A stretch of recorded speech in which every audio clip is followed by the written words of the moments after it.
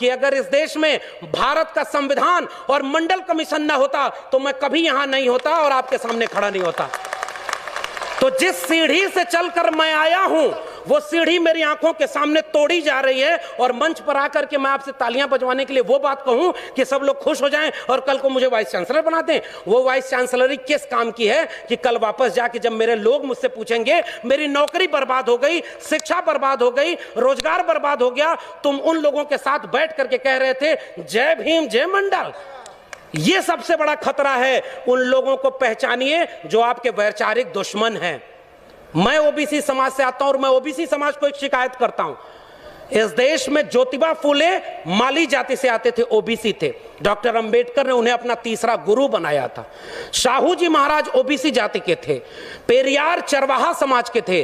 OBC घरों में इनकी तस्वीरें नहीं है। शिवदयाल सिंह चौरसिया 1928 में बिहार में और उत्तर प्रदेश में आदि हिंदू सभा बनाए, और जब हिंदू लोगों ब्राह्मणों के पास गए और उनसे कहे कि मैंने आदि हिंदू सभा बनाया है, इसकी मेंबरशिप ले लो, तो ब्राह्मणों ने कहा हम हिंदू थोड़े ही हैं, हम तो आर्य हैं। तब चौरसिया साहब खड़े हुए और उन्होंने वो पर्चा फाड़ के कहा जब तुम हिंदू हम हिंदू, हम तो ये समझते थे दोनों एक हैं, और जब तुम हिंदू नहीं तो हम भी हिंदू नहीं। और उन्होंने उसका नाम बदल कर कहा depressed classes league, backward classes league. 1948 में उसका लखनऊ में सेमिनार कराया और उसकी अध्यक्षता करने के लिए पेरियार और डॉक्टर अंबेडकर को बुलाया, तब जाके बहुजन एका बनी थी।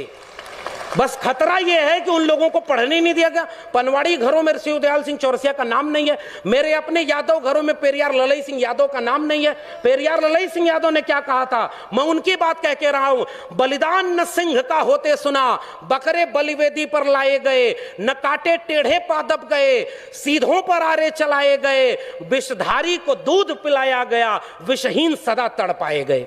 ये कहा था पेरियार ललई सिंह यादव ने।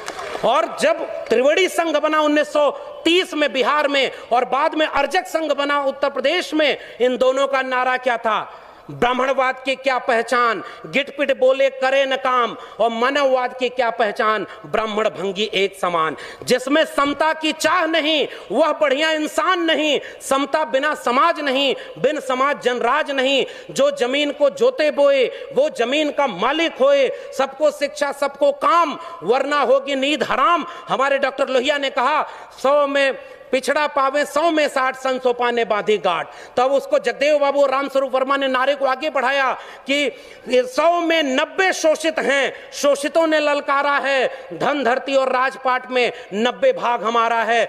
10 का शासन 90 पर नहीं चलेगा, नहीं चलेगा। जो जमीन को जोते बये वो जमीन का मालिक होए, और राष्ट्रपति हो या भंगी की संतान, सबको शिक्षा एक समान, सबको शिक्षा सबको काम, वरना होगी नींद हराम। और सबको शिक्षा दे न सके जो, वो सरकार निकम्मी है, और जो सरकार निकम्मी है वो सरकार बदलनी है।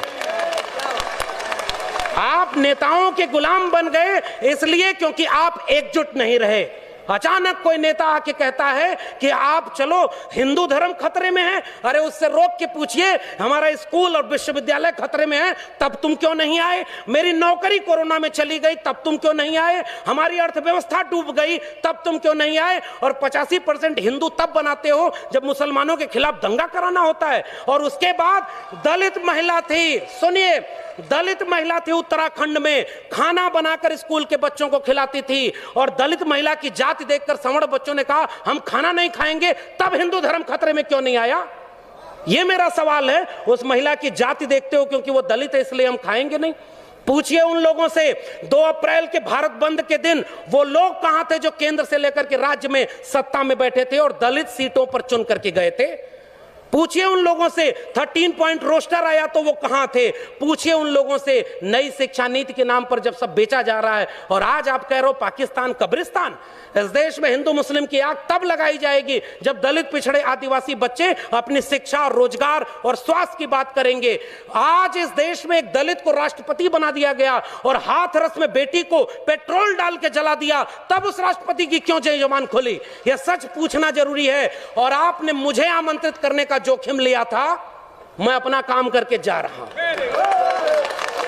आपने ये बात जो कही थी, ऐसे मंचों पर आप हमें नहीं भी बुलाएंगे तब भी भारत के संविधान और मंडल कमीशन ने एक नौकरी दे दी है, हम वहां गुजारा कर लेंगे, हमें आपका वोट नहीं चाहिए। लेकिन मैं चाहता हूं कि इस मंच से घर जाने के बाद ये महिलाएं और बच्चियां, ये नौजवान अपने घर में अपने बाबूजी से पूछें कि आप तो धर्म को बचाने गए थे, मेरी शिक्षा, मेरी रोजगार, मेरी नौकरी और मेरे देश को बेचने वालों के साथ क्यों खड़े थे? ये सवाल आपसे पीढ़ियां पूछेंगी। मैं जानता हूं कि मेरी बातों का कोई असर नहीं होगा, पता नहीं अगली बार आप बुलाएंगे भी कि नहीं बुलाएंगे। लेकिन मैं ये बात कह के जा रहा हूं, जंगल में आग लगी, चिड़िया पानी डाल रही थी और कुछ चिड़िया उस पेड़ से उड़ नहीं रही थी। कविता लिखी है कि आग लगी इस वृक्ष को, जलने लागे पात, उड़ते क्यों नहीं पक्षियों जब पंख तुम्हारे पास। उन पक्षियों का जवाब ध्यान से सुनिएगा, फल खाएं इस वृक्ष का, गंदे कीन्हे पात, धर्म हमारा यही है, जले इसी के साथ। आपके लोग आपको छोड़ करके जो चले गए अपनी सत्ता और कुर्सी के लिए, बाबा साहब के सबसे अच्छे वारिस, सबसे बड़े वारिस ने एक किताब लिखी है, उसको पढ़िएगा, चमचा युग। उस किताब में कई किस्म के चमचे लिखे हैं। 1932 में पूना पैक्ट, आज लोग कहते हैं गांधी बनाम गोडसे, गोडसे की मूर्ति और गोडसे के नाम पर इस देश में दंगा। बाबा साहब ने कहा, और यह बात हमें समझनी चाहिए, अपने पुरखों का केवल नाम लेके फोटो पर माला चढ़ा रहे हैं, नौजवानों की पीढ़ी को समझाइए, नहीं तो कल को आज रामायण देख रहा है टीवी पर, कल राम मंदिर बनवाने चला जाएगा, आपका घर लुट जाएगा, वहां आप खड़े हैं। तब डॉक्टर अंबेडकर रोए थे, पूना पैक्ट जब करके आए।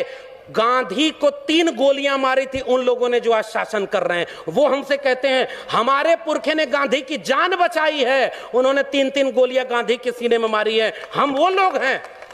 और आखिरी बात कह के जा रहा हूं, इस देश में बहस चला रही है गांधी बनाम गोडसे, आप गांधी के साथ हैं कि गोडसे के साथ हैं? मैं कहता हूं गांधी बनाम गोडसे में हम गांधी की हत्या करने वाले नहीं, गांधी का जीवन बचाने वाले डॉक्टर अंबेडकर के साथ हैं। पेरियार ईवी रामास्वामी नायकर और गांधी की बहस में हम पेरियार के साथ हैं, भगत सिंह और गांधी की बहस में हम भगत सिंह के साथ हैं। हम डॉक्टर अंबेडकर और गांधी की बहस में गांधी की नहीं डॉक्टर अंबेडकर के साथ हैं, और गांधी और लोहिया की बहस में हम लोहिया के साथ हैं। ये हमारी विरासत है। आने वाली पीढ़ियां हमसे पूछेंगी, साहब कि जब देश लुट रहा था, आपके बच्चों का भविष्य बर्बाद किया जा रहा था, दंगाई बनाया जा रहा था, तब आप